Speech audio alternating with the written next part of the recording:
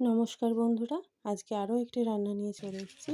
সেটা হচ্ছে বাজার থেকে কাঁকড়া কিনে এনেছি। এটাকে চিতি কাঁকড়া বলে। এই চিতি কাঁকড়া আমি কিনে এনেছি আজকে নতুন একটি রেসিপি করব বলে। খুবই সিম্পল কিন্তু খুব টেস্টি হবে। সবাই সবাই বলছিল আজকে বাড়িতে যে আজকের এইভাবে করো।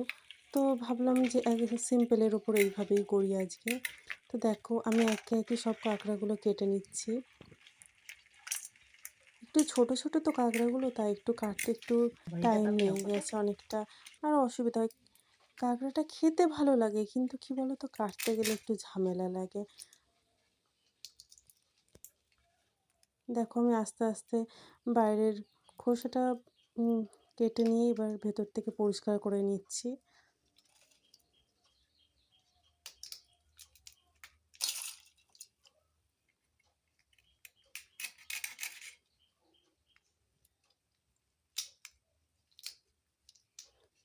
কাটতে কাটতে দেখো না আমার কতটা টাইম লেগে যাচ্ছে।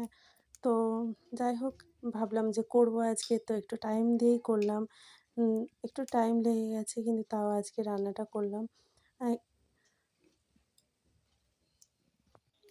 দেখো আমার কাটা হয়ে গেছে। এবার চলো বন্ধুরা, এবার রান্নাটা শুরু করা যাক।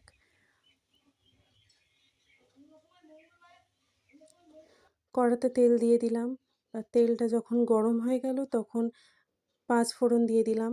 তারপর তাতে একটু ৫ ফোড়নটা দেওয়ার পর তাতে একটু আমি পেঁয়াজ কুচি দিয়ে দেব।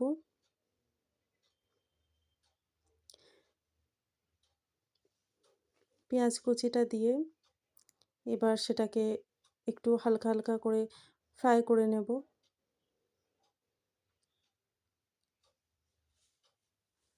দেখো একটু নেড়ে চেড়ে পেঁয়াজটাকে একটু ভেজে নিচ্ছি।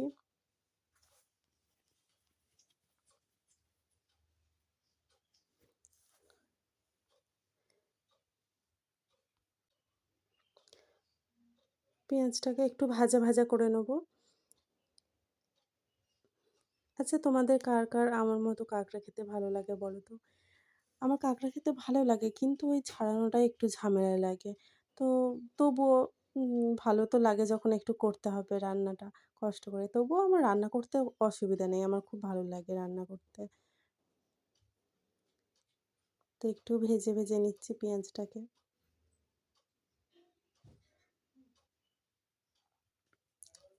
এবার এটাতে আমি ছাড়িয়ে রাখা সেই কাঁকড়াটাকে দিয়ে দিলাম। কি বলো তো? কাঁকড়াটা ১ম এ যখন ওই তেলের মধ্যে দিয়ে মশলা দিয়ে কষিয়ে নেওয়া হয় তো তখন সেটা খুব ভালো টেস্ট হয়। কারণ ওই তেলের সাথে মশলাটার সাথে সব পুরো জিনিসটা মিশে যায় তো খুব ভালো। তো সেইভাবেই আমি করছি। তোমাদেরকে দেখানোর চেষ্টা করছি। আর কি বলতো, একটু রান্না করতে করতে তো একা একা ভিডিও করার একটু সমস্যা হয়। তো তবুও তোমরা আমাকে সাপোর্ট করছো, তোমরা আমাকে ভালোবাসা দিচ্ছ। তার জন্য তোমাদের অনেক ধন্যবাদ। সাবস্ক্রাইব করছো। আর যারা ভিডিওটা দেখছো কিন্তু সাবস্ক্রাইব করছো না, একটু পাশে থেকো তোমরা। কারণ বুঝতে তো পারছো একা একা করার সমস্যা। তাও আমি ভালোবাসি জিনিসটাকে, এগোতে চাইছি এইটা নিয়ে। তো তোমরা একটু সাপোর্ট করলে আমি এগিয়ে যেতে পারবো, আরও উদ্যোগ পাবো ভিডিও করার। তো এবার দেখো এটাকে ভালো করে তেলের মধ্যেই নাড়াচাড়া করে ভালো করে কষিয়ে নিচ্ছি জিনিসটা। এবার এটাতে আমি আগে থেকে বেটে রাখা একটু আদা দিয়ে একটু কষিয়ে নেবো তেলের ওপর। পরিমাণ মতো আদাটা দিচ্ছি দেখো।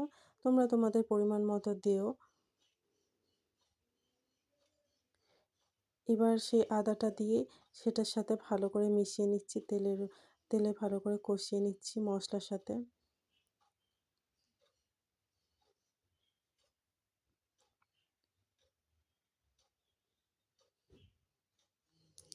এবার একে একে হলুদ গুঁড়ো,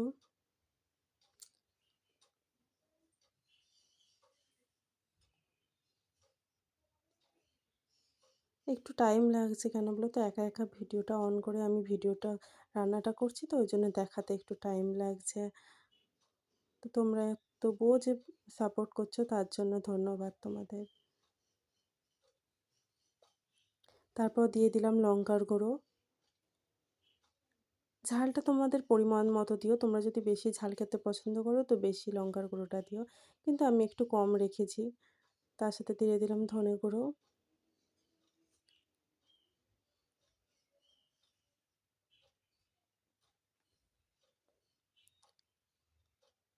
জিরে গুঁড়ো দিয়ে দিলাম। দিয়ে ভালো করে এটা আরেকবার কষিয়ে নেব।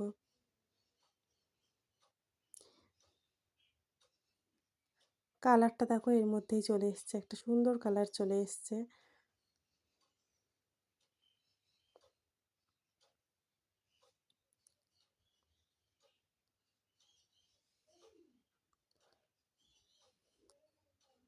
যতক্ষণ ভালো করে একটু নাড়াচাড়া করবে কড়াইয়ের মধ্যে তত তেলটা যখন ছাড়বে তখন দেখবে একটা আলাদাই টেস্ট আসবে। তারপর আমি কেটে রাখা কুমড়ো, আলু এবং পুঁইশাক দিয়ে সেই কষানো যেই তেলের ওপর ওইটার সাথে ভালো করে এটা আবার মিশিয়ে নেব। আজকে এতক্ষণে দেখে তো তোমরা বুঝে গেছো আমি কী করছি। কাঁকড়া, পুঁইশাক, কুমড়ো দিয়ে একটা চচ্চড়ি মতো করছি। ভালো করে সেটাকে কড়াইয়ের মধ্যে কষিয়ে নিচ্ছি। এটা তোমরা এইরকমভাবে তোমরা চিংড়ি দিয়েও করতে পারো, সেটাও খুব ভালো টেস্ট হবে। এবার একটু জল দিয়ে এবার সামান্য একটু জল দিয়ে আমি একটু নেড়ে হালকা করে তারপর একটু ঢাকা দিয়ে রেখে দেবো একটু সিদ্ধ হওয়ার জন্য।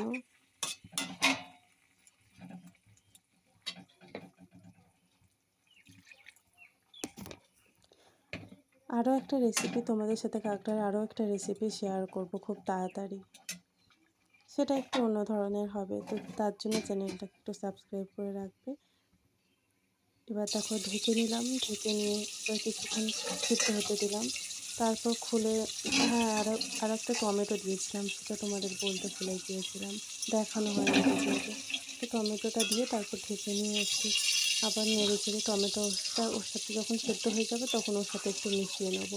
কী বলতো, প্রথমে টমেটোটা দিলে আলুটা ভালো করে সেদ্ধ হয় না। ওই জন্য আমি সবসময় চেষ্টা করি হচ্ছে টমেটোটা লাস্টে একটু দেওয়ার। দিয়ে ঢেকে নিয়ে যখন সিদ্ধ হয়ে যায় তখন আমি ভালো করে মিশিয়ে দিই তরকারিটার সাথে।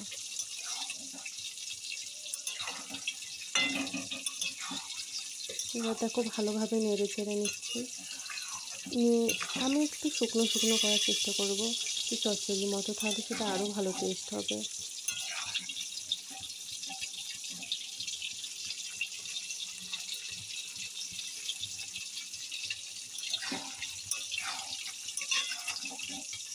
টমেটোটা দেখো মিশিয়ে নিলাম। এবার যেটুকু বাকি থাকবে সেটা হচ্ছে একটু ঢেকে রাখলে সেটা পুরোটাই গলে যাবে।